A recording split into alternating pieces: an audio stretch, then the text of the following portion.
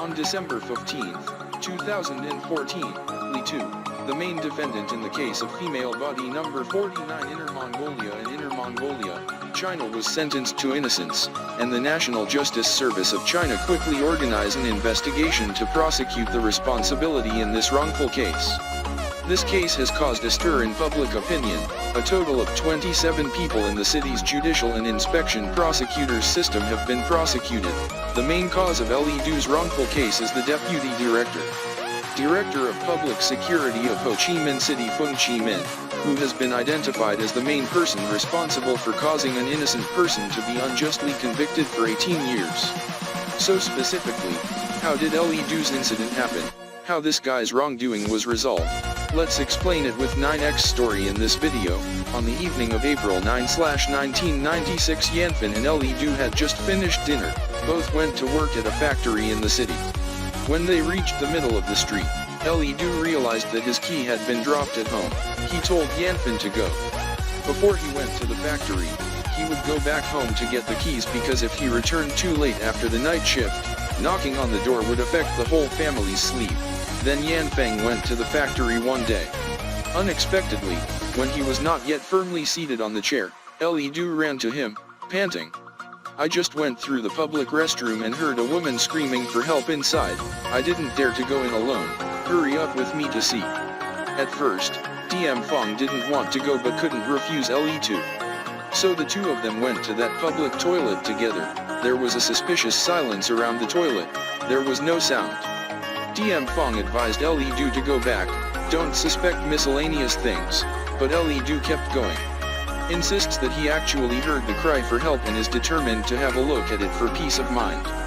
Diem Phong had no choice but to go with Le Do fearfully into the women's bathroom. Inside the dark bathroom, Le Do whispered to ask if anyone was there, but received no answer. Yanfeng turned on the light, holding the spark. The two people used that faint light to search. When the light of the spark shone on the corner of the wall, only a naked woman lying motionless in the corner of the toilet, living condition, or die unknown. When Yanfeng and Le Do saw this terrifying scene, they panicked and turned to run away. I don't know how long she ran away. Yanfeng looked at Le Do and complained, "He really messed me up tonight. Tell the police what to do. The less trouble the better. Let's just pretend we don't know. Hurry back to work of her. If we see death without saving us later, we will definitely regret it because of our unsettled conscience." Le Do is indeed a person with a good heart. Diem Phong really has no other way, even though he doesn't want, but he still followed Le Do's orders to the nearby police station to report. At this time, Le Do did not know that his kindness would bring a disaster to himself. When the police arrived at the scene, they discovered that the woman had cooled down for a long time. The first person to discover the case was considered a suspect, separated for questioning. At this time, the Deputy Chief of the Hungtan District Police of Phung Chi Minh City is in charge of this case. 38-year-old Mr. Chi Minh has 15 years of experience as a police officer, known for his ruthless and zero-tolerance handling of criminals. It was said that those who were interrogated by him, even if they did not die, would be depressed. Moreover, and in 1988 during an interrogation by Phung Chi Minh, a suspect was accidentally electrocuted to death. Because of this incident, he was suspended from work to investigate for a while. After that, the case was buried and he was restored to his old position. After reading the testimony of the two people for the first time, Mr. Chi Minh laughed scornfully. "This is just a play they directed, just a game, a thief called a thief." He decided to question Le Do himself.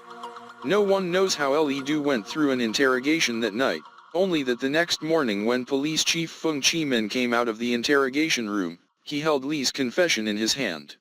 Do with a satisfied smile. Meanwhile, Diem Phong was in another interrogation room. His testimony was recorded again and again. From the next room continuously came Le Do's pitiful cry, and the sound of tables and chairs moving. Diem Phong was afraid to tremble. He didn't understand why he and Le Do, who did good deeds, were treated like criminals. Yanfeng was interrogated continuously for several hours and released. Monday. Instead of going back to Yanfeng's house, feeling certain that Le Do was in trouble, he quickly went to Le Do's house and knocked on the door and shouted to grandparents, "Hurry to the police station to see that Le Do is in trouble." Li Tam Nan and her mother, Huang Ai Van quickly opened the door and asked if anything was wrong. Diem Phong told the couple the incident from last night. When they were old, the two immediately ran to the police station and asked to see their son, but the police said that Le2 was the murderer and confessed to the crime. They cannot see their son right now. This news came as a shock to the elderly couple who took them by surprise. They don't understand why boys who only work night shifts are considered murderers. On May 17, 1996, the Central Court heard this case, and the executive side submitted Le2's confession. In the testimony, Le2 admitted that that night he saw the victim go to the toilet and had bad intentions in his heart. He followed and sexually assaulted the victim and also made the victim suffocate. Also provides a result of the identification of the blood collected by the police from the slit of Le2's finger, but the sad thing is that the result of the police identification is not DNA but just the blood type. The result shows the blood in the slit. Le2's finger matched the blood type at the scene of the victim. After a hasty trial that lasted more than an hour, the court convicted Le2 of the previously identified crimes and sentenced him to death. In the first instance trial after the sentencing, Le2 decided to appeal, but the Inner Mongolia High Court did not open a second trial and refused to appeal. On June 5, just 5 days after the execution of the sentence, Hunan newspaper published a special article titled "The Case of Female Corpse Number 49, describing the intelligence of director Phung Minh in uncovering the truth. Exposed Le2's lie, and only an overnight interrogation obtained a confession from Le2 and quickly resolved the case within 48 hours. In my personal opinion, this is clearly a joke of the chief of police. He's probably an achievement maniac. Therefore, in order to solve the case quickly, many details were omitted. For example, the first two people went to report the case and the testimony completely matched. It is likely that they came to report the case to be true. The second, the person who committed the crime in the face of other people, always had a frightened look and a timid mentality that was easy to recognize, completely different from the two young men who intended to save people. Thirdly, if he is the culprit, what role does Diem Phong play in this case? Why are they released? They are clearly just doing it to get praise from the media. Fourth, the victim has been abused and has struggled with the perpetrator. The police can check Le2's body for those marks or not.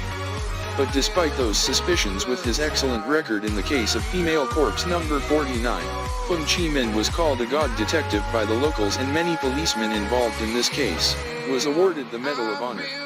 Second-class collective chapter, because they solved a big case quickly.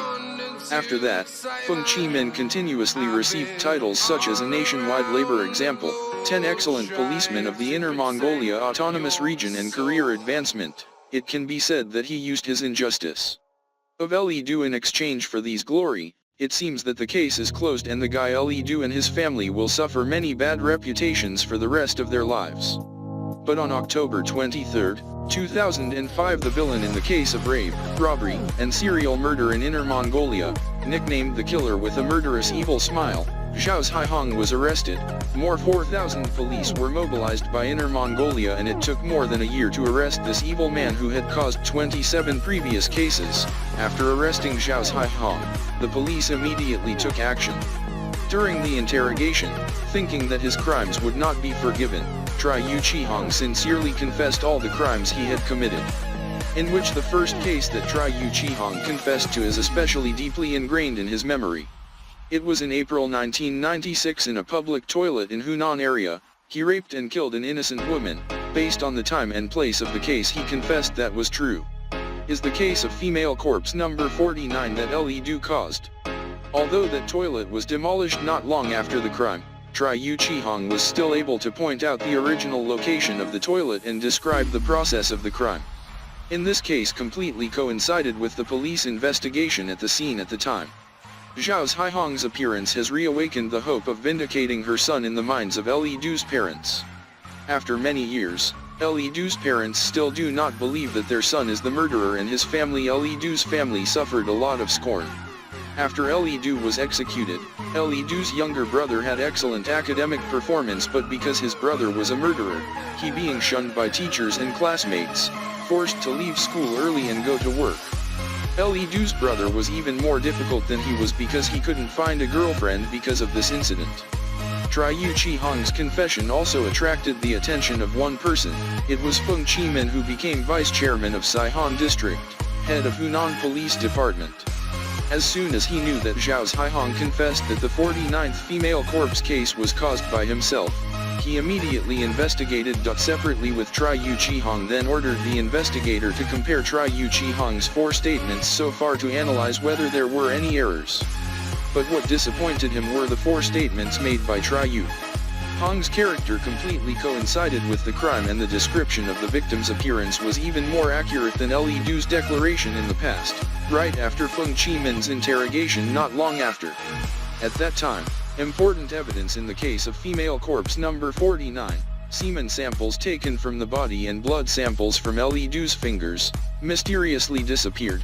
Perhaps this is the act of destroying evidence of Le Do.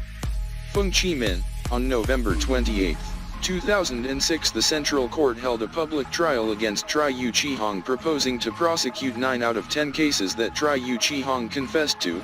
Case 2, the most overlooked, is the female corpse case number 49. Triyu Chi-hong immediately asked the court, "Why did the procuratorate omit the female case in the toilet that I confessed to?" The presiding judge immediately heard it. To prevent Zhao Zhihong not to continue talking about this topic. Finally, at the trial, Triyu Chi-hong was sentenced to the same sentence as Le Do.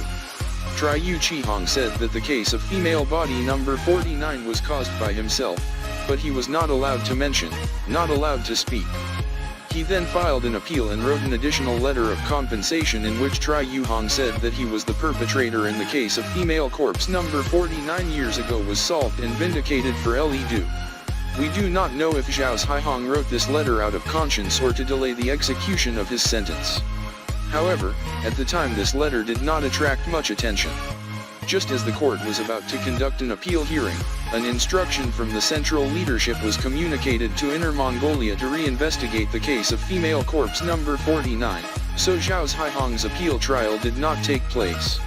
Out, and he was brought back to the detention center to cooperate in the investigation of the female corpse case number 49. To investigate it is impossible not to mention a senior reporter of the Xinhua news agency. In October 2005, Le Do's parents went everywhere to find a way to exonerate their son, and they happened to meet the reporter of Tanhua Commune. After learning about the case, he immediately wrote an article that was widely accepted and received by the public. Central and local leaders read, and this article attracted the attention of relevant leaders, and in March 2006 the female corpse case number 49 was officially started to be reinvestigated. However, due to lack of evidence, as important evidences such as semen samples, blood samples, and other evidences, just relying on Triyu Chi-hong's testimony is not enough to remove the charge for Le Do. This case was stuck in an impasse. This reporter wrote 4 more internal articles to continue to follow this incident. Le Do's parents also hired a lawyer and went around to collect information in order to help his son be exonerated. In 2009, the reinvestigation process still has not progressed. Really interested in Le Do's case, the matter is less and less interested. At this time, famous journalist Chu Thuancheng received a mysterious phone call. Owner Thuancheng over the years has been trying to find clues about the Le Do case and has a high reputation in Mongolian judicial circles. Where is the mysterious person on the other side of the phone who does not reveal his identity, only said that he was a prosecutor with a conscience and wanted to send something to Chu Thuancheng? A few minutes later a fax was sent. Inside was a statement of Le Do's interrogation. This affidavit, recorded on May 7, 1996, Le Do says that, "I assure you what I am saying today is true, and that I also told the truth at the police station at first, but then I lied. Because the police made me say what they said, otherwise I won't be able to go to the bathroom. They said as long as I admit to killing someone I can go to the bathroom, and they also said the woman didn't die, just me. If I admit it, I can go home. I understand this is a case of forced confession because of Chu Thuancheng's achievements." Immediately wrote an article based on this testimony to bring this case back to the public, but the investigation into Le Do still did not make any progress. However, Chairman Phung Chi-min, who had been at the center of attention, remained unaffected. In 2011, Phung Chi-min was appointed Commissioner of Provincial Police. In 2012, he was again appointed Deputy Chief Provincial Police. He has also repeatedly stated publicly that he will prevent wrongful crimes. However, Le Do's parents, Chu Thuancheng and many people interested in this case still did not give up. Amid the efforts and push of many parties, in March 2014 the Inner Mongolia Political and Legal Commission established a re-investigation team to investigate Le Do's case. After 8 months of investigation on November 20th of the same year, Le Do's case was finally brought into the retrial process. On December 15, 2014 Le Do was the main defendant in the case of female corpse number 49 in Vietnam. Inner Mongolia was found innocent after 18 years of execution. Le Do's nightmare has finally been erased. The vice chairman of the court stood in front of Le Do's parents in a press conference and apologized solemnly, while the National Justice Service quickly launched the investigation and responsibility process in the case. This wrongful conviction. 2 days later, Minh was taken away for investigation.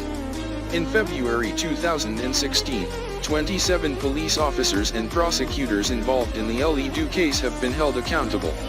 During the investigation, the person who caused this wrongful case, Phung Minh, was also found in connection with allegations of corruption and taking bribes, was convicted and sentenced to 18 years in prison. Notably in 2007 Minh Hong was convicted, but due to the re-investigation of Le Do's case, his sentence was postponed. And it was not until 2019 that he was executed. On November 11, 2015 Le Do's ashes were transferred to a new tomb. This new grave has a unique shape. Some people say it's like a tear, some people say it's like a question mark. Its design was inspired by the complex investigation of the Le Do case. It is considered the first case of wrongdoing in China in the new era. The family of the wrongly convicted victim received 2 million yuan in compensation from the state after the case was re-verified. The case was vindicated. Many people have come to this old couple to ask to adapt the Le Do case into a movie or book, but they were all rejected. They just wanted to live a peaceful life without being disturbed. In an interview said, "I sincerely hope that there are no more wrongful convictions in the world. Justice will no longer delay." This very beautiful saying ends today's story. Thank you for watching the video until the end. Hello and see you again.